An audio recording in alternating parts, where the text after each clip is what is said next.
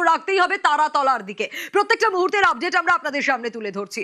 গতকাল এই তারাতলায় বিপর্যয় স্থল পরিদর্শনে গিয়েছিলেন মুখ্যমন্ত্রী শুভেন্দু অধিকারী। আর সেখান থেকে বেরিয়ে এসে যখন তিনি প্রেস কনফারেন্স করেছিলেন তখন বলেছিলেন আজ অ্যাসেম্বলিতে 11টার সময় বলবেন কি অ্যাকশন।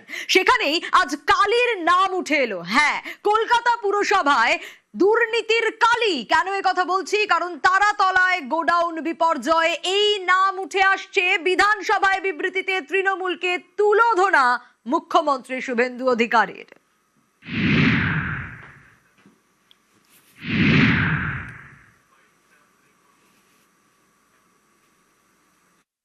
আমরা কালীকে তুললে সব বেরিয়ে যাবে।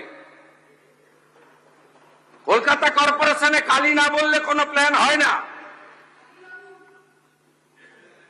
আর কালী অ্যাপয়েন্টেড বাই ক্যামার স্ট্রিট, সবাই জানে।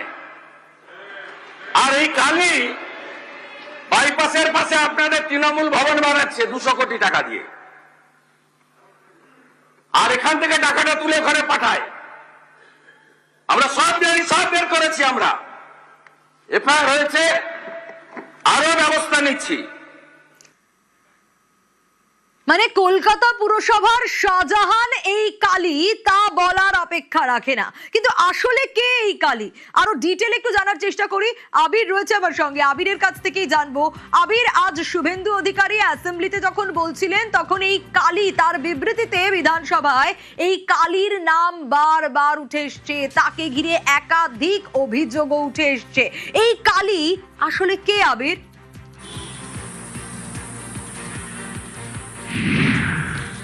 দেখো, কালী অত্যন্ত পরিচিত একটি নাম এবং যারা কলকাতা পুরসভা সম্পর্কে অবহিত, যারা ফিরহাদ হাকিম সম্পর্কে গত কয়েক বছর ধরে অবহিত ছিলেন, বিশেষ করে তিনি যেহেতু মেয়র ছিলেন এবং কলকাতা শহরের প্রচুর মানুষকে বিভিন্ন ক্ষেত্রের তাদেরকে কলকাতা পুরসভার সঙ্গে সংযোগ রাখতে হতো, তারা কালীর ক্ষমতা সম্পর্কে অবহিত। তারা জানেন যে কালী কতটা ক্ষমতাবান ছিল।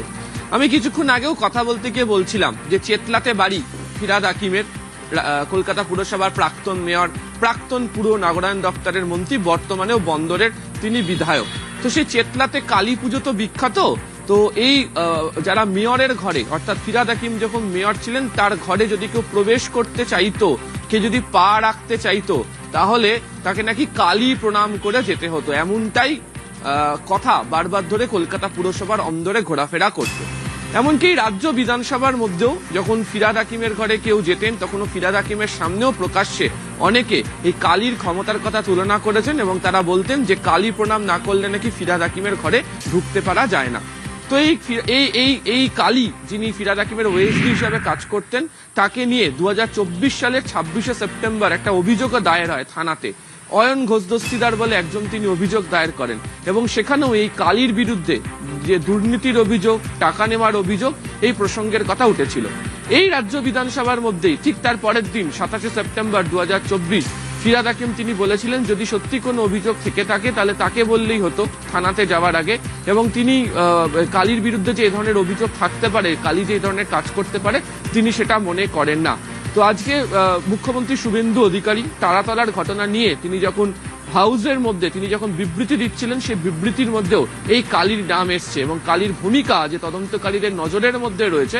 তার কারণ আজকে শুভেন্দু অধিকারী তিনি যখন কাগজ দেখিয়েছেন, তিনি বলছেন যে ডিফল্টি নকশা একটি ছিল, গাফিলতি ছিল সেই নকশাতে, এবং যে বিল্ডিং প্ল্যান সংক্রান্ত বিষয়, সেখানে তার বক্তব্য যে তৎকালীন মেয়রের স্বাক্ষর রয়েছে, সই রয়েছে এবং তার সঙ্গেই যে কালীর সংযোগের বিষয়। তার কারণ তিনি আজকে এটাও উল্লেখ করেছেন যে city of Kolkata, joy of কলকাতাকে কার্যত মৃত্যুকূপে পরিণত করা হয়েছিল বিভিন্ন ক্ষেত্রে টাকা নিয়ে, যেভাবে বিল্ডিং গজিয়ে তোলা হতো। এবং তুমি জানো বাঘাযতীন গার্ডেন রিচের ঘটনা আমরা প্রত্যেকেই জানি। কার্যত সেই প্রসঙ্গের কথা যেদিনকে মুখ্যমন্ত্রী মনে করিয়ে দিয়েছেন এবং কালীর যে ভূমিকা, সেই ভূমিকা যে তদন্তকারীদের স্ক্যানারের মধ্যে চলে এসছে তাও উল্লেখ করেছেন। ফলে কালী যথেষ্ট ক্ষমতাবান ছিলেন এবং তার ক্ষমতার পরিধি বা বৃত্ত এতটাই ছিল যে সেখানে না ছুঁয়ে বলা ভালো যে ফিরহাদ হাকিমের কাজ পর্যন্ত পৌঁছানো যেত না, এমনটাই বক্তব্য অনেকেরই রয়েছে। বেশ আবির, অবশ্যই নজর থাকবে ফিরহাদ হাকিমের পিএ কালীচরণ বন্দ্যোপাধ্যায়। কেএমসিতে শেষ কথা ক্যামাক স্ট্রিটের কালী ছাড়া পুরসভায় প্ল্যান পাস নয়। অনেকগুলো অভিযোগ উঠে আসছে এই কালী সম্পর্কে এবং আজ কার্যত বিস্ফোরক মুখ্যমন্ত্রী শুভেন্দু অধিকারী। অপর প্রতিনিধি বিশ্বজিৎ আমার সঙ্গে রয়েছে। বিশ্বজিৎ, জার্নালিস্ট হিসেবে দীর্ঘদিন তুমি পুরসভা বিট করো এবং তোমার আনাগোনা রয়েছে পুরসভায়, সেক্ষেত্রে তুমি দীর্ঘদিন দেখেছো তার মানে এই কালীকে, কতটা দাপট ছিল, তার কি কি করতো সে?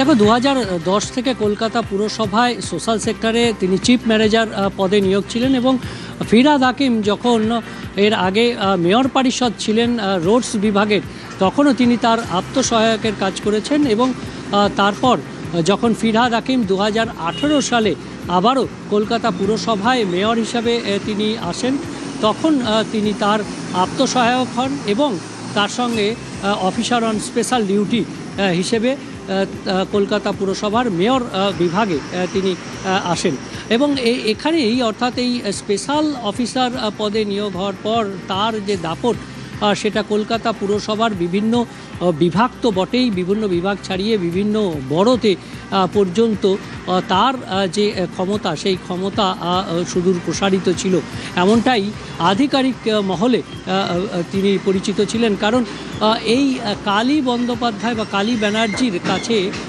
অনুমতি না নিয়ে কোনো প্রকল্প যেমন হতো না, ঠিক তেমনি কোনো প্রকল্পের ফাইল পাস হওয়া সেটাও ছিল দুরূহ কাজ।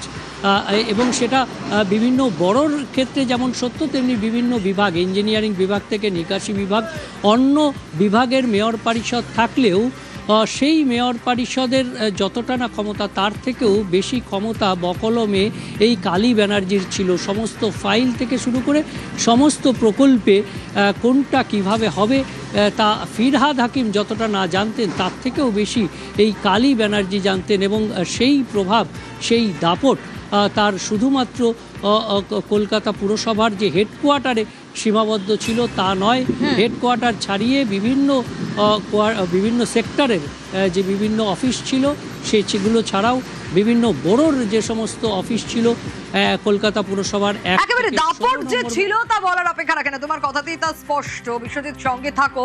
আজ মুখ্যমন্ত্রী শুভেন্দু অধিকারী শুধু এই কালীকে নিশানা করেছেন তা নয়, তার নিশানায় প্রাক্তন মেয়রও। গার্ডেন রিচ বিপর্যয় থেকে শিক্ষা নেয়নি তৃণমূল সরকার। সিটি অফ জয়কে মৃত্যুপুরীতে পরিবর্তন, মৃত্যু পরোয়ানায় সই প্রাক্তন মেয়র ফিরহাদ হাকিমের।